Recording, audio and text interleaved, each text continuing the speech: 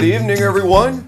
Welcome to Business Analytics 6356. Looks like we have most of the class here in the Zoom room with us tonight. Still a few people kind of straggling in, as is the case most semesters. In that first online class of the semester, you boot up Zoom and it has to do some kind of software update or something like that, but that's okay. As we get these last couple of people coming in, they of course will be welcome and can catch up and do all the great things. But again, welcome to Business Analytics 6356, Advanced Database Management Systems for Business Analytics, a class where we are going to be talking about non-relational database management systems.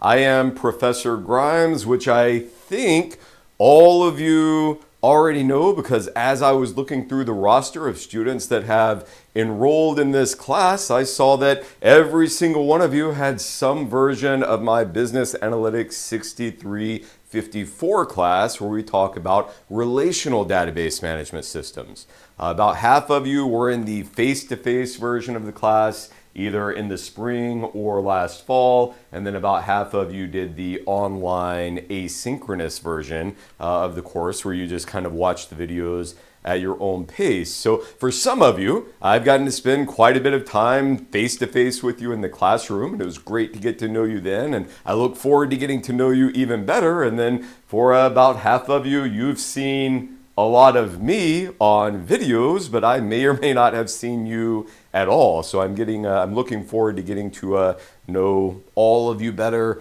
throughout the semester. We will have a lot of kind of group work and projects and things like that, and there'll be small group meetings with me. So we'll get to have a little bit more one-on-one time and kind of individual attention throughout the semester, as this is a little bit more advanced class and a little bit more high touch than Business Analytics 6354 might have been. But really glad to have you all on board. And one thing I do want to say just right up front is throughout tonight's lecture and throughout the rest of the semester, if you ever have any questions, feel free to unmute yourself and just ask, or to put something into the chat window. I always have that pulled up where I can see it here. And if there are ever any audio or video technical issues, if my video is really choppy or you can't hear what I'm saying, please let me know about that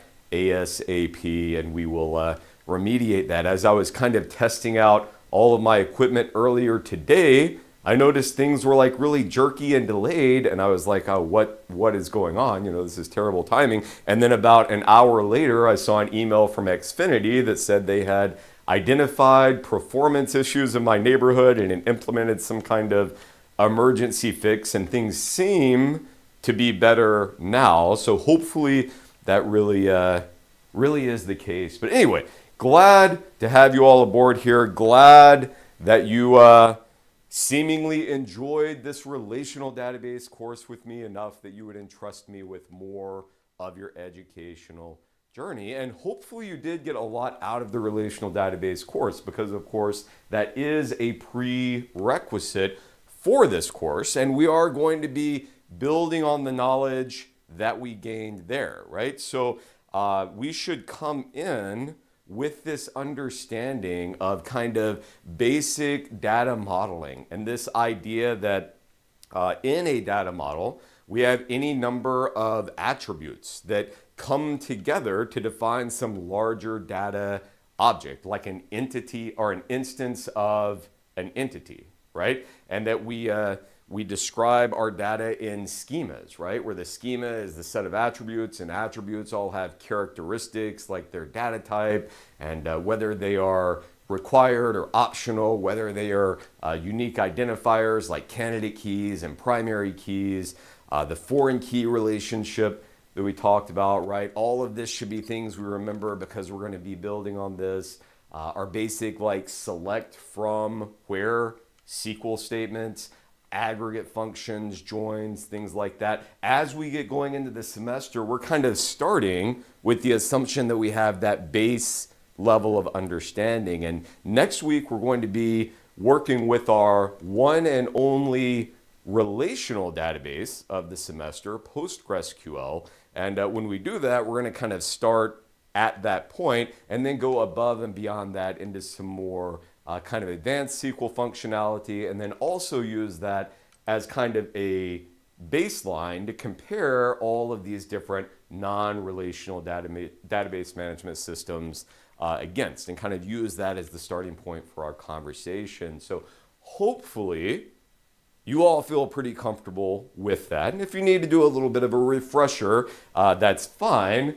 But if you're hearing me say things like select from where, join, foreign key, and you're like, I have no idea what any of this means, I've never heard these terms before, please let me know sooner rather than later, because this might not be the right class for you, or we might need to kind of figure out how to get you into the right position. So please let me know if you have any concerns, but I think we're going to have a really good time together. This is a very different class than 6354 in a couple of important ways, one of which being 6354 was a very deep dive into this one technology of relational database management systems and learning how to data model and interact with it using structured query language.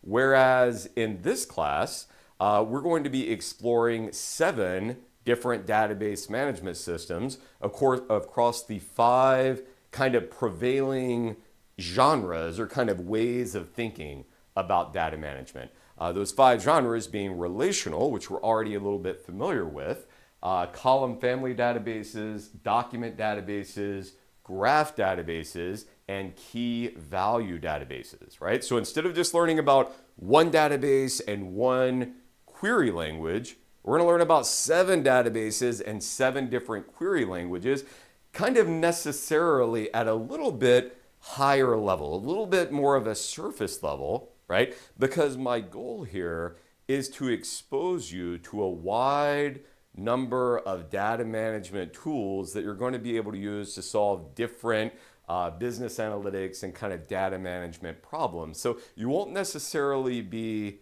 an expert in any one of them at the end of the course, but you're going to be familiar enough with a lot of them that no matter kind of what you run into, you're going to be able to kind of identify the tool you need, and you know where to start. You know how to kind of get going with Googling for the how to do this using this tool, right? So that's kind of the goal of this course. When I was developing this course back in the beginning of 2020, like before COVID and all that, I actually did a lot of research about what similar courses other universities were doing in their MIS and business analytics and computer science programs and things like that. And I feel like this course is really unique in a lot of ways, because what I found was that there were a lot of courses that took a much deeper dive into a smaller number of technologies. Maybe they went really deep on document databases or really deep on graph databases, but they didn't have the breadth, right? Or there were courses that looked at a very high level at a lot of this stuff, but didn't really give you the technical training and know-how, right? It was just a very much kind of surface level businessy description of things. So I think this course fills a really nice niche there, and will be valuable to you. And the other reason I bring up this being developed in early 2020 is this was originally going to be a face-to-face class, like most classes were prior to COVID.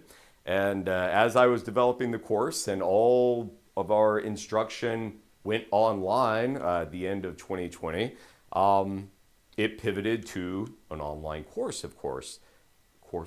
An online course, of course.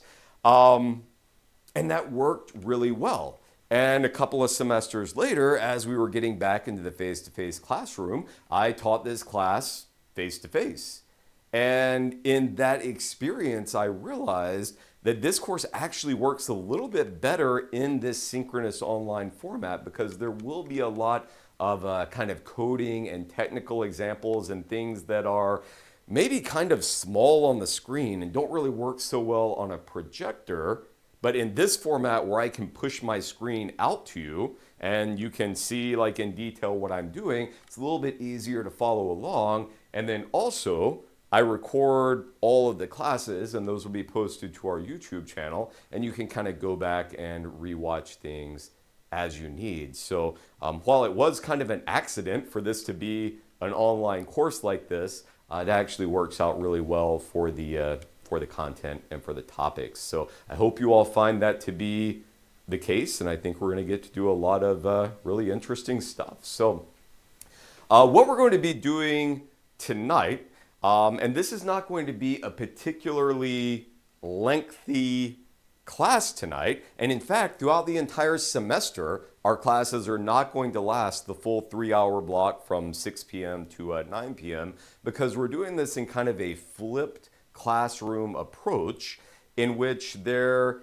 each week will be somewhere between like 60 and 90 minutes of pre-recorded videos that you're going to watch before class, and then during our Tuesday evening class we'll have 90 to 120 minutes to kind of make up 3 full hours of class time for the week. So you'll watch those videos before class, and then when we have our synchronous online class time together, we'll kind of expand on those videos. We'll do some hands-on like kind of analysis and kind of lab-based examples and work and things like that. So it's a format that's worked out really well, but I expect we'll be done tonight maybe around 7:15 or so. So on the agenda for tonight, a little bit of an introduction, tell you just a little bit about myself, not too much because we've already been through this spiel once, and then a bit about the structure of the course, the syllabus, the schedule, the grading, kind of those mechanical details. And then kind of the reverse order that we will usually have, we'll have a little bit of an overview of Lecture 1, kind of a sneak peek, if you will, because you probably haven't watched Lecture 1 yet. So I'm going to give you a little bit of a kind of precursor to that, and then whenever we wrap up, you can go watch Lecture 1.0 on the YouTube channel on your own time. It's about an hour and 45 minutes of content there. And then when we come together next week, we're going to be getting into our hands-on applied technical content, looking at, again, our one and only relational database of Postgres or PostgreSQL. Yeah, so that's kind of where we are right now. All right, so who am I? Again, as you all know, I am Professor Mark Grimes. I have been here at the University of Houston. This is my 11th year. So every year, glad to be back. Every year, glad to have wonderful students like you all in the class with me. I've been doing IT work for almost 30 years now. And I don't know, I feel like I'm gonna have some kind of existential crisis when I actually do tip over from what is now 29 years up into 30 years. But I've been doing this in some capacity since 1996. And that's when I was working like on the help desk, doing tech support, answering phone calls, doing computer repairs and things like that for our customers at a small internet service provider in Mississippi. And hopefully you all have some recollection of when I did this introduction and gave this whole spiel and all of these examples, either in the face-to-face class or in the online class. We have the same basic story that gets told each and every semester that during this time, this was before things like Spotify and Pandora and of course Netflix and all of these other streaming services that you could get your music and videos from. But before the days of the streaming services and before like music and movie piracy was really something that was front and center on everyone's radar, there was kind of a small kind of behind the scenes scene of trading and downloading MP3s, right? People were ripping their CDs, putting them up on websites. And for the most part, most people's internet connectivity was so slow that you couldn't really amass large collections of these songs, but me working at the internet provider with access to high-speed internet, collected a fairly sizable collection of these, I guess, semi-legal, ethically gray area, whatever, downloaded MP3s, right? And as the story goes, as I was doing this, I wound up filling up my hard drive on my computer, and I told the story about, well, I had to go buy a larger hard drive. We talked about Moore's Law, and we kind of extrapolated how many more times larger my hard drive today would be than it was then. And we came up with that drive space is about 8 to 16,000 times bigger than it was back in 1996, right? And we did the same thing with like our memory and CPU network connectivity speed. Oh yeah, that's what I should have mentioned here, is this time I was working at the internet service provider, kind of the state-of-the-art internet connection was your 33.6 kilobit per second modem, right? 33.6 kilobits per second compared to the internet connectivity I'm using right now to stream this class to you, and hopefully pretty good audio and video quality, which is 600 megabits per second or 600,000 kilobits per second. My internet connectivity now is about 20,000 times faster than what it was back in 1996, right? So we had this discussion about Moore's Law that, roughly speaking, colloquially speaking, that our computing power doubles about every 2 years. And that is held true for the past several decades. And so this was a nice history lesson. And then I challenged you all then, and I challenge you all again now to not just think about this in a historical context, but to consider 20, 25 years from now, when computing power and processing power and network speeds and storage capability is 10, 15, 20,000 times more than it is now, right? And the different kinds of like computing systems we will have and the different kinds of data management problems we are going to be dealing with 10, 15, 20 years in the future, right? Because that's what we are all here kind of preparing for and trying to build a foundation for, right? And the other reason I bring up kind of this story of history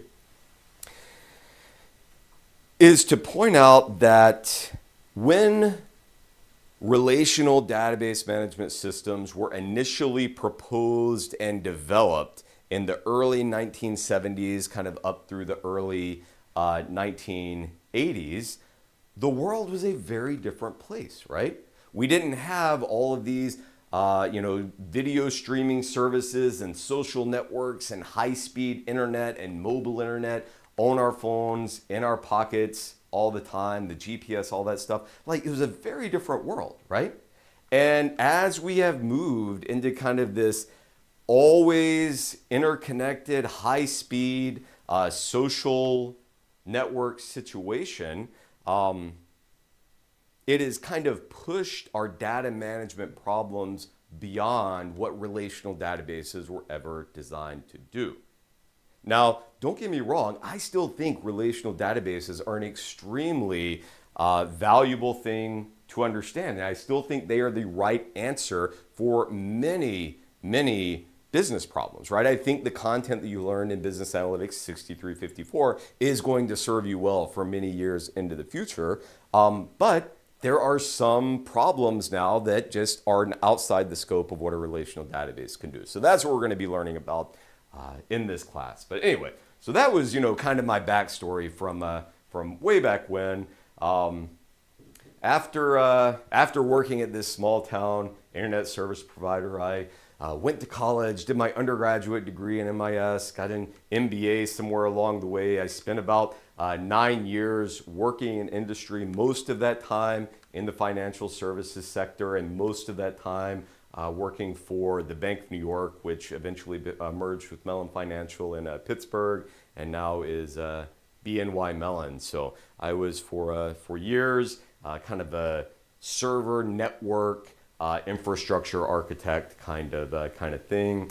In 2011, left the bank, went to the University of Arizona to do my PhD, finished that up in 2015, came here to the University of Houston, and have been here ever since. And now here I am with you, albeit virtually. Glad to be here with you.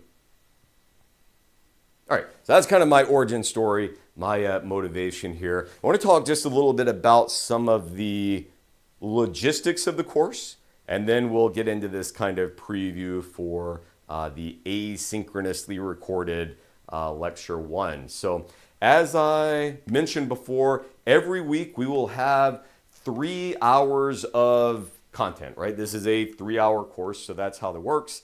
But we will be a mix of the pre-recorded asynchronous lectures and our synchronous time on Tuesday evenings. So between an hour and a half of video to watch before class, and then an hour and a half to 2 hours of synchronous class time on Tuesday evenings, when we're going to be kind of expanding on that asynchronous lecture, doing demos, doing exercises, doing some kind of hands-on stuff. So yeah, normally class on Tuesday night will end around 7:30 or maybe 8 o'clock, with 2 notable exceptions that I can tell you about right up front. Is we do have 2 nights when we're going to be doing class or case project presentations, right?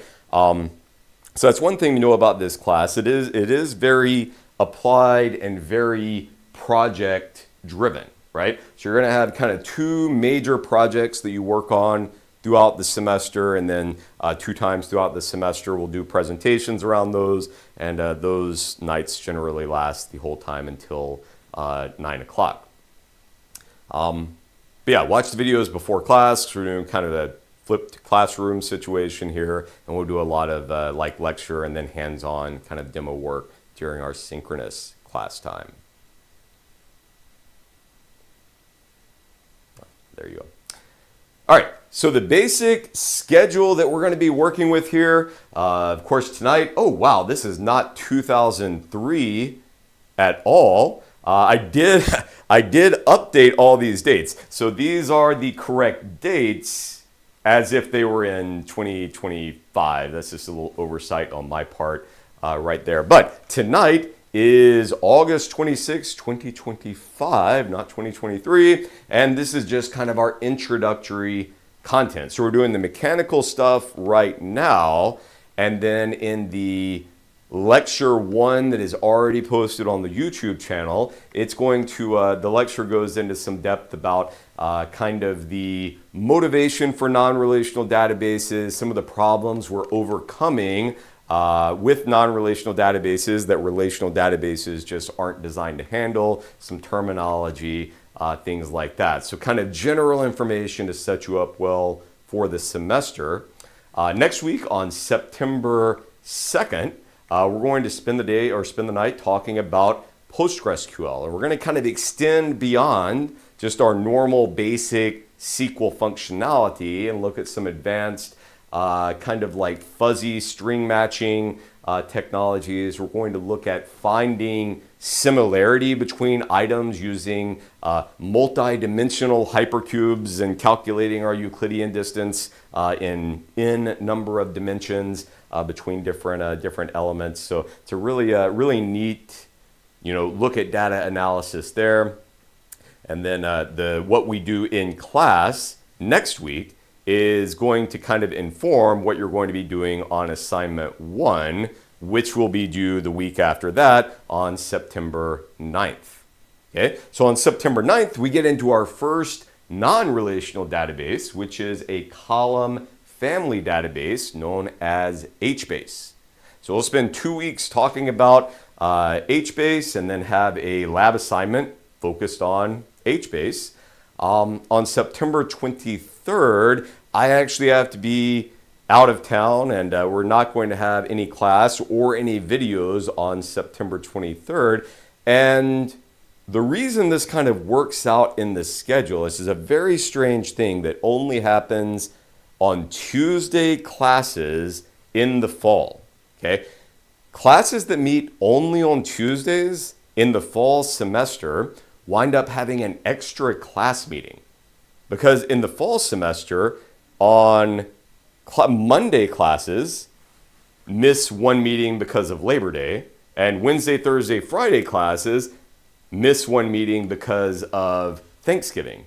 But then Tuesday kind of gets skipped over in that. So there's actually an extra Tuesday meeting in the fall semester compared to the spring semester. So in order to keep our fall class and our spring class kind of in line and covering the same amount of content, it makes sense that we miss one meeting. And yeah, I just have another commitment on the September 23rd, so that's kind of how that works out. But when we come back on September 30th, we'll start talking about document databases for the next 3 weeks. So we'll spend 2 weeks talking about MongoDB, which is probably one of the most well-known and popular non-relational database management systems, and then 1 week talking about CouchDB.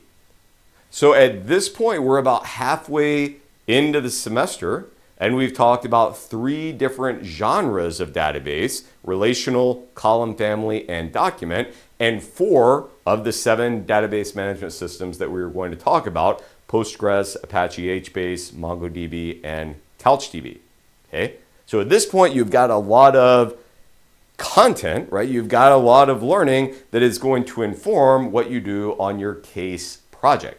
Okay, we'll talk more about these case projects in just a couple of minutes. But the basic idea here is that you're going to be put into groups of probably 3 or 4 students, I think, is the group size that's going to work out for the number of students we have enrolled in the course, and go find your own big data set, right? Something with maybe a few 100,000 up to a couple of million records, and load it into one or more of these database management systems and ask and answer some interesting business questions about it, right? And so that's, I should have mentioned this earlier, one of the things that I think is really nice about this class is we don't interact with a whole lot of like small toy data sets in this class, right? Whereas last semester in 6354, I guess you might have had different data sets depending on the semester you took it, but many of you interacted with the MG horse habitat data set, right? Where we've got like a few hundred horses and a few hundred customers and stuff like that. But that was all just like made up data that was kind of structured specifically to illustrate certain things about running these SQL queries. What we're going to be doing in this class is actually going out to like data.gov and Kaggle and the AWS or Google like big data, open data sets, and finding interesting real world stuff that we can analyze. And there's a lot of great learning that's going to come from that. So excited to start getting into all that. But October 21st will be that first set of case project presentations. After that, we'll move into our 4th genre of non-relational database management system, the graph database, and look at the most popular graph database of Neo4j. And I think this is one of the most interesting things, at least to me, that we look at this semester. The graph database is just very fundamentally different than everything else we look at throughout the semester. So that's a really nice couple of lectures there. And then we'll spend 2 weeks looking at key value databases. First with the ultra high performance in-memory database of Redis. And then with Amazon's globally distributed and effectively infinitely scalable DynamoDB. Okay, so we'll look at those 2 key value data stores, and then on November 25th, which is right before the Thanksgiving holiday, we'll have kind of a wrap-up lecture. We'll talk about this idea of, whoops, what's happened here? I'll have kind of a wrap-up lecture, talk about this idea of polyglot persistence, which is using multiple database management systems kind of together in concert with one another to, make them something even bigger and better than the sum of our parts, and then kind of look about what the future of data management might hold. Then our very last night of class on December 2nd, we'll have our second round of case project presentations where you have basically taken what you did in that first case project and added more data, more databases, more analysis to it, and made it something bigger, better, more interesting, more exciting, all that stuff. So that'll wrap up kind of our instructional portion of the course. And then there is a final exam during the final exam period, which is Friday, December 12th at 6 p.m. And I apologize that the final exam is 6 p.m. on a Friday night. That is set by the university and outside of my control, but yeah, that is what it is. So that is the schedule. As far as our grading goes, because you saw, quite a few lab assignments and case presentations and exams and stuff like that, how does our grading break down? So 40% of your grade is going to come from the lab assignments that we saw on the schedule. So we'll have one lab assignment for each one of the 5 genres of database management system we are talking about. So your relational, column family, document, graph, and key value, right? So 5 lab assignments, each worth 10% of your grade. So what winds up happening here is we'll drop your lowest lab assignment grade, right? So if there's life gets in the way and you're not able to complete something, or if one of these databases just doesn't really resonate with you, that's okay, right? We're just going to count your 4 highest grades there. And then also, unless otherwise stated, we'll be working on these lab assignments in small groups. Often students wind up doing these with the same group that they're doing the case projects with. That is certainly not required. It's just something that kind of conveniently works out in many cases, but you are welcome to do them alone or with a pair or with your group or however you like. And the reason I encourage that is because, as we'll kind of start to see in the future, and as we'll discuss a little bit later, kind of at the end of our session tonight, there is a lot of kind of challenging and perhaps unfamiliar content that comes with a lot of what we're going to be doing in this course. So in addition to the databases themselves, just kind of by the very nature of how they work, they're intrinsically kind of intertwined with like cloud computing topics and open source software and like the Linux operating system and things like that you might not be real familiar with. So I think it's great that you're going to be getting some of that familiarity, but then I also want you to be able to lean on one another, help each other out, kind of teach one another. And of course, I am always here for you as well to help in that instruction and kind of figuring things out. But I just, especially at this level of course, don't think it is valuable for you to spend like hours struggling on something and banging your head on the desk and then realize that it's like a simple typo or something like that. Like, I think it's better for you all to work together a bit. So happy for you to do that on the lab assignments. You will have to work together on these 2 case presentations, which are each worth 10% of your grade. And then we will also be having weekly progress quizzes, which you're probably familiar with from the 6354 course. So throughout the semester, there will be, I think we'll actually have 12 progress quizzes on Canvas that are due at 5 p.m. each Friday. And then the lowest 2 progress quiz grades get dropped. I think that works out. I need to go back and double check that. But at any rate, we'll have 10 progress quizzes that count toward your grade, and that makes up 20% of your grade. And then that last 20% of your grade, the final exam, Friday, December 12th at 6 o'clock p.m. All right, any questions, comments, concerns so far about any of this?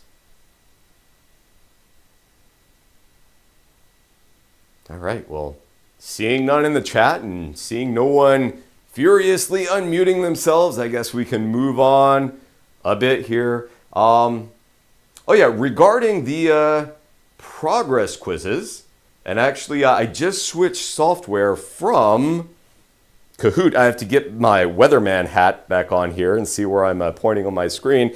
Actually just recently switched from Kahoot to a different software called Poll Everywhere. So I updated it here, but apparently missed the update right here. But in order to prepare for the progress quizzes and also to give us a little bit of kind of fun, interactive time during class, we're going to be using this system called Poll Everywhere to have some kind of live, real-time, quiz-based interaction, and it's going to be set up kind of as a little bit of a competition. So the way this is going to work, I will send you an email. Actually, probably tonight, because I need to set this up for some of my other classes as well. Send you an email with a link to register with Poll Everywhere, and it will associate you with this class. There is no cost to you or anything like that. It's a free service for the students. There is either a web page you can go to or an app that you would install on your iOS or Android device.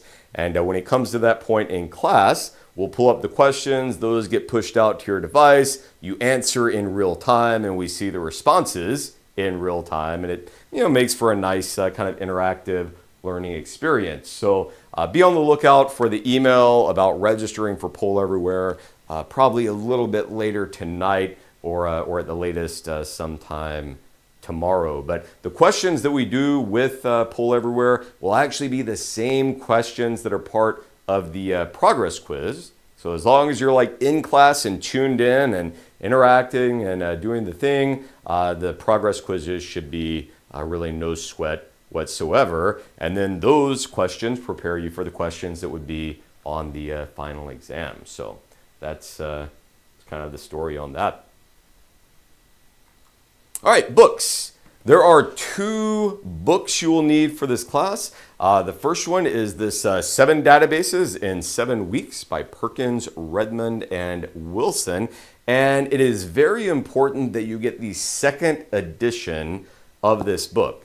The first edition covers a different key value database. It talks about a database called React instead of Amazon's DynamoDB. And then also in the second edition, they fixed a lot of mistakes in some of the coding examples and data sets and things like that. But this is a really nice applied hands-on book. Like you might think of this as like a lab manual for using a lot of these systems. And also through the book publisher, you get access to a lot of data sets that are described in the book. So the book has a lot of code examples and access to data and stuff like this. So this will help a lot with your syntax and like learning how to write the queries and things like that. And as we are going through the class, what you're going to find is that you're going to have 2 or 3 or more like unique interactions with these databases and different data sets. Because there'll be typically one data set that's described in this book, and then another data set that's described in the asynchronous lectures, and then maybe another data set that we use in our synchronous lecture. And then you might use the same database and a different data set with your case project, right? So for every one of these databases, you're going to have kind of several different opportunities to interact with it and interact with different data sets. But yeah, definitely get this book, second edition. And then the other book for the course is Guy Harrison's Next Generation Databases. And this is a bit more of a conceptual book that goes into the why behind each one of these different types of database management system or different ways of thinking about data management and things like that. So less like applied technical content, but more like description of the reasoning behind why do we need all of these different data management strategies and the benefits and the drawbacks and things like that. So each week there are assigned readings from each one of these books that you'll need to complete in order to be successful on the exams and make the assignments and things like that much easier for you. But these are both available, I guess probably through the bookstore, but definitely you can find them on Amazon. They're about $40 each, so together it winds up being about the same cost as just a regular textbook. But I think very valuable resources there. Other resources, of course, everything is going to be posted to Canvas. So in fact, all of the slides for all of the asynchronous lectures that are already on YouTube are already posted to Canvas. I do, just so it's a little bit more clear what content goes with which week. The slides themselves on Canvas are scheduled to be released at certain times. So the slides for the next week don't become available until like the end of class this week, for example, right? But that's all going to be on Canvas. And then every week before our live lecture, I'll post the slides that we're going to be using in our synchronous live lecture as well. All of your assignments and things like that are on Canvas. And then all of the videos, both the recordings of our synchronous lectures and the pre-recorded videos are on the YouTube channel right here, youtube.com/@ProfessorMarkGrimes. Or if you just search for Professor Mark Grimes, this is the first channel that pops up there. So Canvas and YouTube are kind of your hubs of information for this class. The Zoom link, of course, looks like you all found either in the announcement I sent out via Canvas or in the syllabus, which also is posted to Canvas, and then Poll Everywhere. The link to that is in the syllabus, and I'll also be sending out more information about that tonight or tomorrow.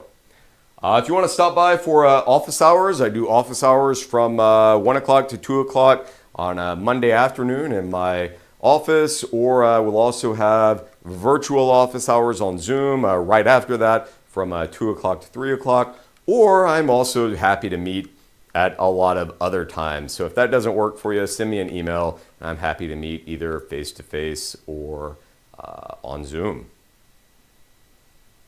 All right. That's kind of the mechanical setup of the class. Any questions, comments, concerns about just kind of generally what we're doing here?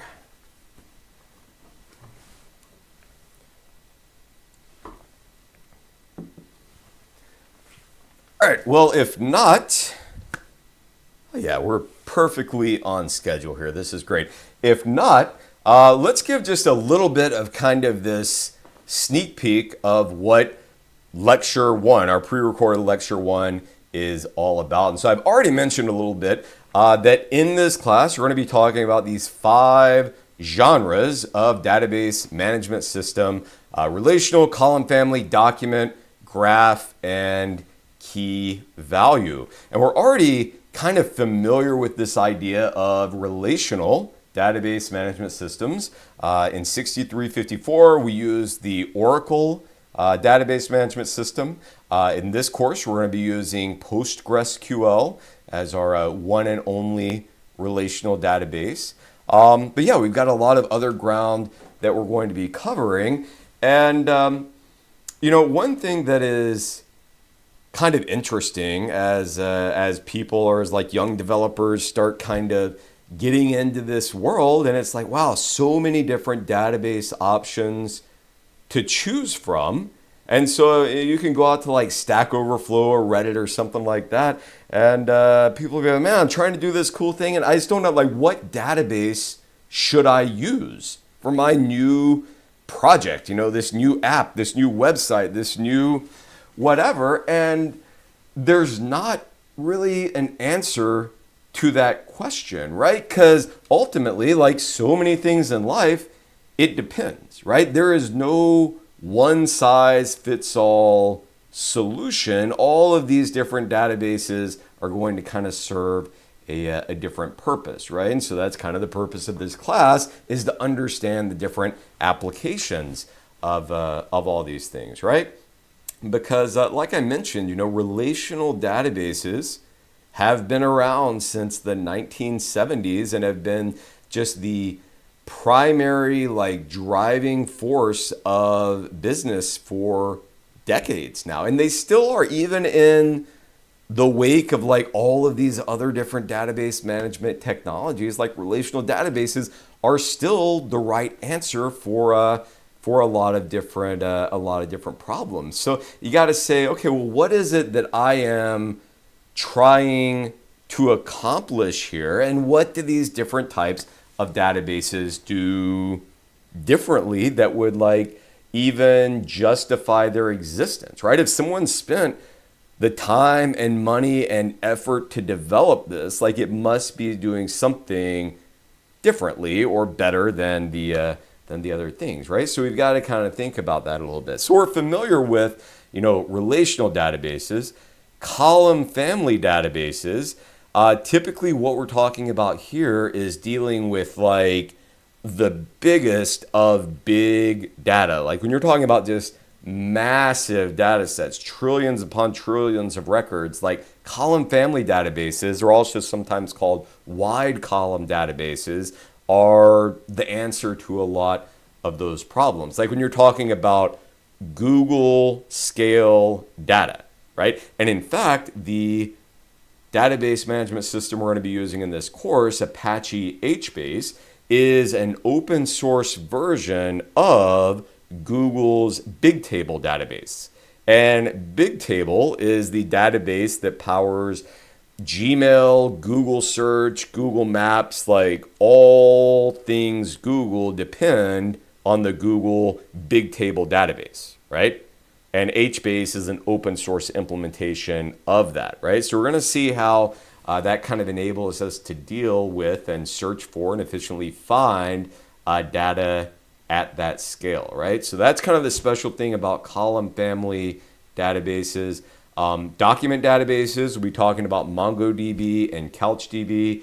Document databases are really all about being kind of integrated in an object-oriented mindset, an object-oriented view of the world. And if any of you have ever done any programming in an object-oriented programming language Java or C# or Python or whatever, this is kind of what drove the development of document databases, because programmers who were using object-oriented languages didn't want to have to take their beautiful objects that they had created and break them down into individual attributes to store them in a relational database. They want to just store the entire object in the database, and you can store those objects as documents in a document database.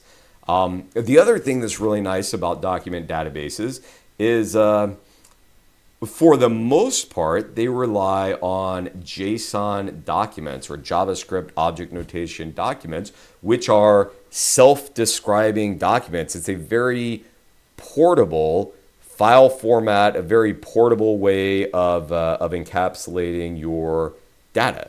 So when you're talking about transmitting data between dissimilar systems, you want to get data from one company to another company, this is often a really efficient way to do that. So document databases, all about an object-oriented mindset and kind of portability of your data, which is really nice.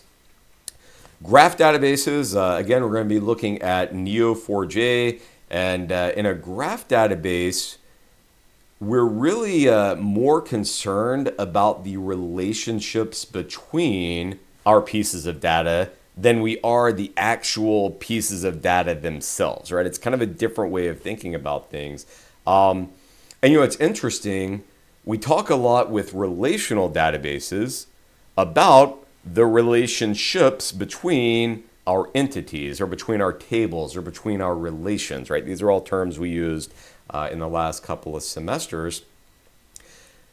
But even with that, a relationship in a relational database isn't really a thing that exists in the database. The only reason we have relationships in a relational database is because of that foreign key constraint, right? And the fact that our foreign key shares a domain with the candidate key to which it refers. So this is like a constraint on your data values that lets you establish this relationship, but the relationship is not actually a thing that's stored in the database.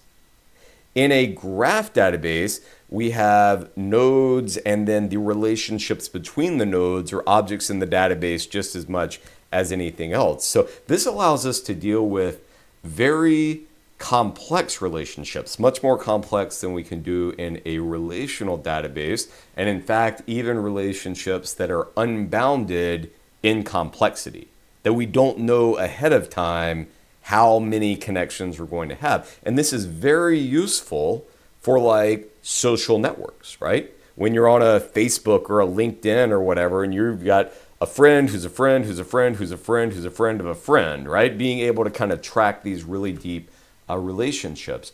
Or this actually got a lot of press around the time that COVID was kind of at its height when we talk about contact tracing, right? And something like a graph database is the right tool for the job when you're trying to figure out, John got sick. Well, who all has John been in contact with? And then who all have those people been in contact with? And who all have those people been in contact with? That gets out of control quickly with a relational database, but is exactly what a graph database is designed to do. And then with our key value databases, Redis is this ultra high performance in-memory database where we measure their performance typically in millionths of a second. Okay. Whereas with a relational database, typically we talk about a query taking a few thousandths of a second, right? Or milliseconds. So when you run a SQL query in Oracle or Postgres, it might take 20 milliseconds, 20 thousandths of a second. Whereas when you do a similar query in Redis, it might take like 5 millionths of a second, right? So Redis can be thousands of times faster than a relational database. Now, of course, there are trade-offs to be made for that, right? You can't get something for free here. But yeah, just a different way of thinking about our data management. And often Redis is used alongside one of these other databases. So the other database would be like your persistent storage of the data, and then Redis is used to enhance the performance. But we'll see more about that when we get deeper into the semester. And then, of course, Amazon DynamoDB, this almost infinitely scalable database because it sits on top of the global AWS infrastructure, which is based on tens of millions of servers that power kind of that cloud environment. So for all practical intents and purposes, way more potential power than any individual company could use there. So, different use cases for all of this. So we need to think about how we're going to interact with each one of these databases, right? How do we talk to it? With our relational databases, it was structured query language, SQL, right? All of these other databases have their own query languages, right? Or their own APIs or kind of programming interfaces that we're going to use to interact with them. So we're going to learn a lot of different languages, a lot of different kind of methods for interacting with things. And I should point out one thing, that since we are going to be seeing so many different query languages here, some of which are kind of complex and esoteric and weird to try to follow, I am not going to be expecting you to memorize and really internalize exactly how to use all of these languages and all of the syntax, right? I did expect that last semester and a previous semester if we were structured query language, because structured query language has been around forever and is used on all relational databases. A lot of this stuff is a lot more nuanced, right? And I want you to know what it's capable of But then when it gets time for syntax, like, yeah, go to the documentation and look up exactly how you need to do that. So like, for example, on the final exam, I'm not going to ask you to write any code for any of these database management systems. I might show you some code.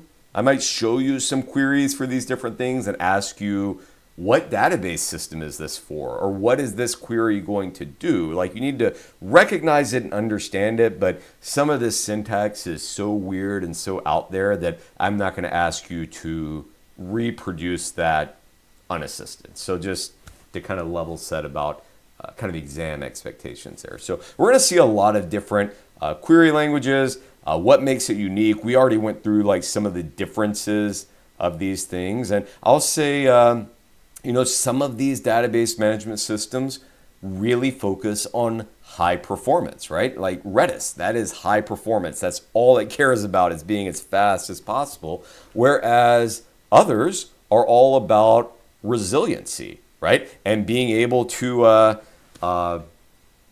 make sure that there's no data loss in the event of a failure, right? Or that we're able to like easily replicate our data, right? And for example, that's what CouchDB is really all about, is being ultra resilient, ultra data replication and being redundant and things like that, right? So kind of different purposes there.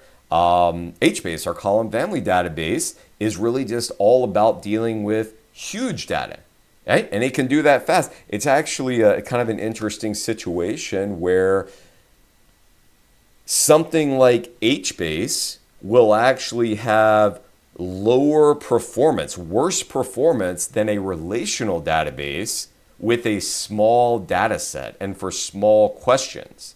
But when you get to huge data sets, HBase will have much better performance than a relational database, right? So it's really just focused on the biggest of big data. So kind of unique things to keep in mind. Performance, how does it scale, right? That's all kind of in what makes it unique. And one of the things that I think is a really interesting question that comes up in the Perkins book kind of early on is they say, you shouldn't be asking the question, can I use this database to store and refine data for this problem, right? Because you almost certainly can use any of these databases to store and query any type of data. Like, you could probably make it work, but it might not be the right answer, right? And that's what we're going to learn, kind of understand in this class, is should I use this database for this particular application, this particular problem, right? So these are the databases we're going to be talking about this semester. This timeline here is an artifact that gets described and discussed a lot in the lecture that you should watch after this, the lecture 1.0 that's on YouTube. But I do want to just really quickly go over kind of a couple of key points here, right? So the relational data model was proposed by this guy, Ted Codd, in 1970. He was a mathematician who at the time was working for IBM and kind of saw the writing on the walls that data was going to be a very important part of computing, right? And clearly before 1970, the computing that we were doing was mostly like mainframes and punch cards and stuff like that. There was data storage that was happening, but there was no like kind of scientific, structured, rigorous way to do it. It was just whenever you went to store data, you kind of made up however you wanted to do it at that point in time. So when Ted Codd proposes this relational data model, it was actually at the time a very kind of controversial paper that he published, much in the way that some applications of AI today are very controversial, and people's not sure what's right, what's wrong, what the future is going to look like, things like that. So he actually caused a big stir by suggesting this relational data model in the 1970s. But as time marched on, we see in the 70s and throughout the 80s and the 90s a lot of development in this relational database space. And as I mentioned earlier, relational databases have been at the core of what businesses do for the past 30, 40 plus years, right? Even through the introduction of the internet, right? The kind of commercial internet that normal people are on in the early to mid 90s, even with the introduction of e-commerce, things like eBay and Amazon and Walmart.com and what have you in the late 90s and early 2000s, even in the wake of things like social media and iPhones and all of these great technologies, like relational databases still serve a very important purpose, right? I think they're going to continue to serve an important purpose, but the world today is a lot different than it was in the 70s or 80s, right? And in the 70s and 80s couldn't have even predicted the ways that we would be using technology, like even what we're doing right now with this, hopefully, high quality audio, video, streaming, synchronous online lecture, right? And the streaming of YouTube and Netflix and Spotify, and the fact that your internet connected smart device in your pocket with the GPS coordinates, like you can just summon an Uber to come get you, right? All these things. This high speed, always on, globally distributed connectivity really doesn't work well with some of the fundamental aspects of relational databases. When relational databases were developed, the world is more in a situation of, everyone who is reading or writing to this database is mostly going to be co-located in the same physical location, right? And that's kind of an important tenet to the consistency of relational databases. When you're talking about databases that are being read and written to by thousands, hundreds of thousands, millions of people spread all around the world, like it kind of breaks a lot of pieces of the relational data model, right? And so when we start getting into this mobile internet, social networking, all of these kind of applications in the early and mid 2000s, that's why we see the development of all these non-relational database management systems right here. So again, this is talked about a lot in the in lecture 1, so don't want to belabor the point, but just wanted to kind of point this out a little bit. And then one other thing I wanted to mention is kind of the companies that have led us here, right? I mentioned, there's a lot of open source, there's a lot of cloud computing, there's a lot of different factors that have kind of contributed to this non-relational database movement. And some of these companies, I think, are probably pretty familiar to us, like Google and Amazon and Facebook. Like these are all companies that have contributed a lot to these new ways of data management. One company that maybe you're familiar with, but is not as prevalent today, I suppose, is Yahoo, right? But Yahoo is not a joke. Yeah, Yahoo is not a joke, especially in the kind of mid to late 90s. Yahoo was one of the most influential tech companies in the world. Yahoo in like 1996 is like what Google is today, like that level of impact. And they had some kind of strategic missteps in the early 2000s that have led them to be a much less relevant company today, but they were a huge deal in the like mid to late 90s. And in fact, Yahoo was fundamental in the development of this framework called Hadoop, right? And Hadoop is the open source version of Google's MapReduce platform. And Hadoop is the framework on top of which HBase runs on, which, as I mentioned, is the open source version of Google's Bigtable database. So Yahoo was like a big part of kind of the development of a lot of this stuff that has really shaped technology today, and these technologies that have enabled our Ubers and our Netflixes and our Spotifys and things like that. So, of course, more discussion about this in the videos that are online that you should be watching before next week. So, to kind of wrap things up for the evening, I am excited about all this technology. I'm excited about all the stuff we're going to do in the class. I hope that comes across in my voice, in my presentation. I hope that you are excited to be getting into this too.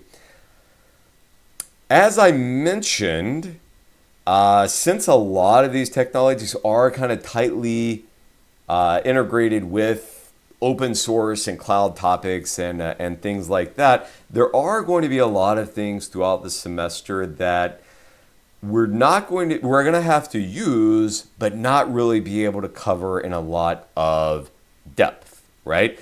Like, for example, we're going to have to be working with AWS some. We're going to have to be like logging in to some Linux servers. I'm going to be creating accounts for you and sending you connection information and stuff like that. Doing like a few commands using JavaScript or Ruby, and working with JSON and XML files and copying files over the internet and stuff like that. That's not really like core to the database or data management topic itself, but it's things that we've got to do in order to be able to use the databases. So I'm going to provide a lot of instruction on that. I'm going to be here to help with that a lot, but there are going to be cases where you might have to like watch some videos or read some documentation or kind of figure out how to do something. But these are going to be very similar to things that you're going to run into in the real world in your job. So I think it's some really good exposure and really good things to see and do in a learning environment like this. So be prepared, be warned that there will be some challenges like that ahead. But we'll get through them together and all come out kind of stronger on the other side. And then, yeah, I've already kind of mentioned this a little bit, but how this class differs from Business Analytics 6354. I don't think any of you had the MIS 7373 course, but that's my other relational database management systems course. But yeah, 6354 was this deep dive into one methodology, our relational data model and structured query language. These are standard things that have been around for decades, right? So that's why I kind of expected you to really internalize exactly how to do that. And also, data modeling and SQL are both skills that are really transferable to a lot of other kind of similar analytics and programming topics. So I really wanted you to deeply understand and get some very specific knowledge with that. And in fact, a lot of what you learn there, of course, is going to make things in this course a lot easier and make a lot more sense. Now, what's different in this course is this is a more shallow exploration of a greater number of technologies, right? So I want to make you familiar with all the tools that you would need to kind of address any sort of business analytics, problem or data management thing that you come across, right? So you see the thing, you're like, oh yeah, I think this would be a good application for a graph database. I know how to get started with graph databases, and from there I can kind of Google and self-train myself a little bit. Or this would be a great application for document databases, so I know to either start with MongoDB or CouchDB, right? Kind of give you that starting point. But since there is so much content, so many technical things here, and also this is a lot of emerging technology that is kind of changing like every day. So yeah, I'm not asking you to like memorize and do a lot of things with unaided technical details. So that's kind of where we sit. So as far as getting ready for next week and the rest of the semester, I would encourage you, because you probably already blocked off on your calendar, 6 p.m. to 9 p.m. tonight. Go ahead and watch video 1.0, the Introduction to Non-Relational Databases. It is about an hour and 45 minutes of content that kind of goes in depth about the use cases and how we got here and why we're studying this. And then also complete Progress Quiz 1, which is just 5 multiple choice questions about the content covered in that video. And that is, I think, available on Canvas right now, or it might become available at 8 p.m. I'm not sure exactly what time that unlocks, but do make sure you complete Progress Quiz 1 before 5 p.m. on Friday. Okay, so that's for week 1 this week. And then in preparation for week 2, when we have our class meeting on Tuesday, September 2nd, you'll also need to watch video series 2. So these are 4 somewhat shorter videos. I think all 4 of these videos together are about 45 minutes or maybe an hour's worth of content. So watch those before our class on Tuesday. And then also you will need to install SQL Workbench. And there are details about how to install this in the content section on Canvas. And by probably Thursday, I will send you all of the connection information, the address for the server, the username, password, things like that you use to connect for your lab assignment 1 and for the hands-on stuff that we're going to be doing in class next week. So this will be the first database you connect to, and then as we go through the rest of the semester, there'll be 6 other databases that you'll be connecting to, and I'll be providing information about how to do that kind of as we go. Oh, and one thing I should point out about the videos that are on the YouTube channel, they are kind of color-coded. So if you go to the channel, you'll notice some of the videos have kind of a red border around them. The red videos are the asynchronous lectures that you should be watching before class. The recordings of our live lectures are going to have kind of a green border around them. And then there are a couple of optional videos that you don't have to watch. You don't have to do anything with them, but they give a little bit of extra kind of technical instruction and context around like setting up a Postgres instance in AWS or configuring Elastic MapReduce or installing Neo4j on a Linux server, things like that. So again, stuff that's not like core to the data management aspects of the course, but if you're interested in open source cloud computing, configuring databases, things like that, might be some useful content to take a look at. But those have kind of a orangey yellow border around them. All right, great. It is 7:15, which is about when I expected we would wrap up our synchronous portion of the evening. I have been talking a lot and have not heard much from you all, so I will open this up one more time. If anyone has any questions, comments, concerns, I would love to hear those now.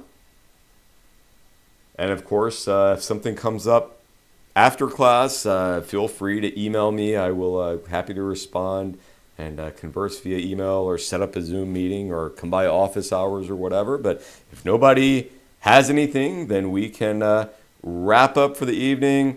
You all go forth and do great things, and hopefully among those great things, just go forth and watch that first video lecture, get the progress quiz done, and watch lecture series 2 in preparation for next week. But y'all have a great rest of your evening.